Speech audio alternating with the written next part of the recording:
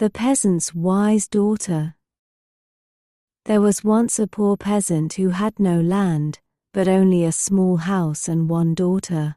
Then said the daughter, "We ought to ask our lord the king for a bit of newly cleared land." When the king heard of their poverty, he presented them with a piece of land, which she and her father dug up, and intended to sow with a little corn and grain of that kind.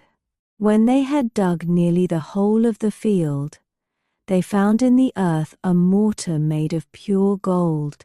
"Listen," said the father to the girl, "as our lord the king has been so gracious and presented us with the field, we ought to give him this mortar in return for it." The daughter, however, would not consent to this and said, "Father, if we have the mortar without having the pestle as well, we shall have to get the pestle, so you had much better say nothing about it."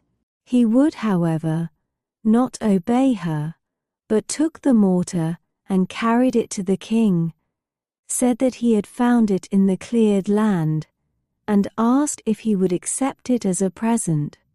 The king took the mortar and asked if he had found nothing besides that. "No," answered the countryman. Then the king said that he must now bring him the pestle. The peasants said they had not found that, but he might just as well have spoken to the wind. He was put in prison and was to stay there until he produced the pestle. The servants had daily to carry him bread and water, which is what people get in prison, and they heard how the man cried out continually, "Ah, if I had but listened to my daughter! Alas, alas, if I had but listened to my daughter!"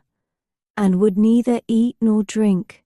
So he commanded the servants to bring the prisoner before him, and then the king asked the peasant why he was always crying, "Ah, if I had but listened to my daughter!" and what it was that his daughter had said. "She told me that I ought not to take the mortar to you, for I should have to produce the pestle as well.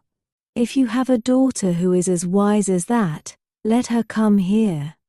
She was therefore obliged to appear before the king, who asked her if she really was so wise, and said he would set her a riddle, and if she could guess that, he would marry her. She at once said yes, she would guess it. Then said the king, "Come to me not clothed, not naked, not riding, not walking, not in the road, and not out of the road, and if thou canst do that, I will marry thee." So she went away, put off everything she had on, and then she was not clothed, and took a great fishing net, and seated herself in it and wrapped it entirely round and round her, so that she was not naked. And she hired an ass, and tied the fisherman's net to its tail, so that it was forced to drag her along, and that was neither riding nor walking. The ass had also to drag her in the ruts, so that she only touched the ground with her great toe, and that was neither being in the road nor out of the road. And when she arrived in that fashion, the king said she had guessed the riddle and fulfilled all the conditions. Then he ordered her father to be released from the prison, took her to wife, and gave into her care all the royal possessions. Now when some years had passed, the king was once drawing up his troops on parade, when it happened that some peasants who had been selling wood stopped with their wagons before the palace. Some of them had oxen yoked to them, and some horses. There was one peasant who had 3 horses, one of which was delivered of a young foal, and it ran away and lay down between 2 oxen which were in front of the wagon.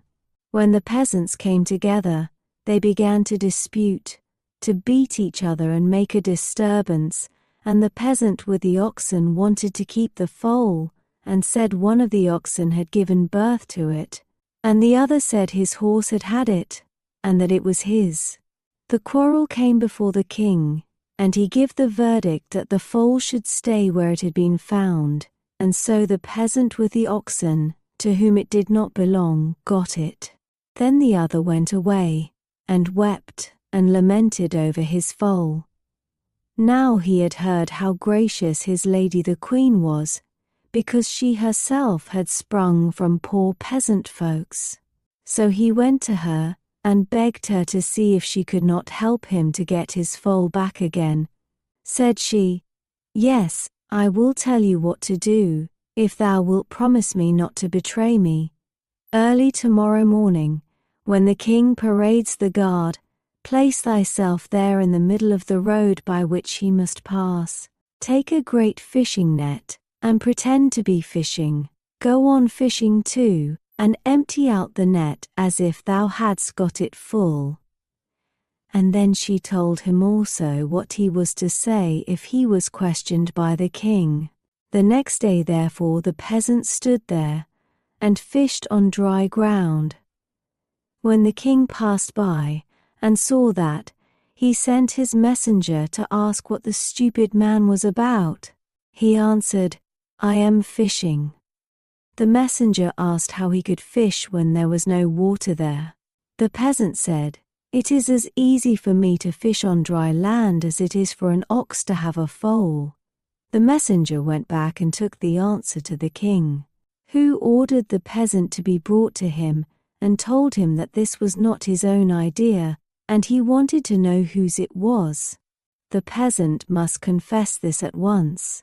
The peasant, however, would not do so, and said always, "God forbid he should. The idea was his own."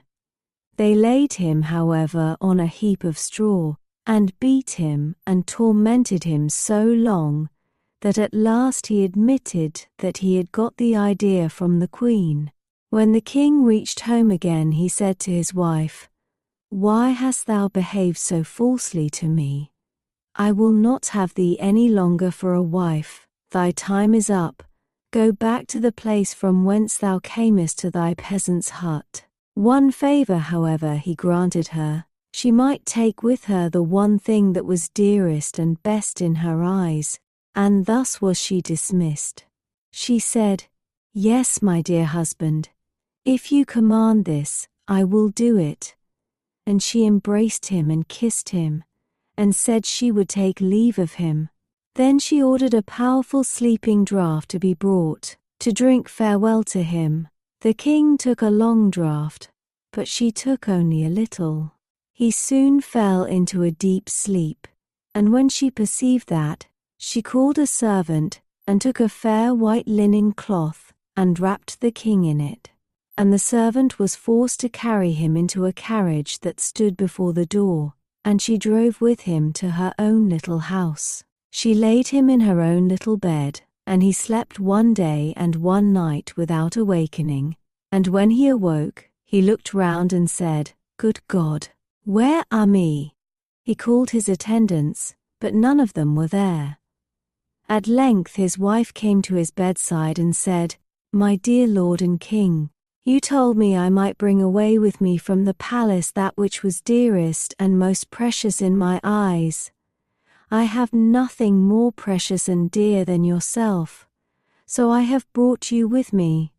Tears rose to the king's eyes, and he said, "Dear wife, thou shalt be mine, and I will be thine." And he took her back with him to the royal palace and was married again to her. And at the present time, they are very likely still living.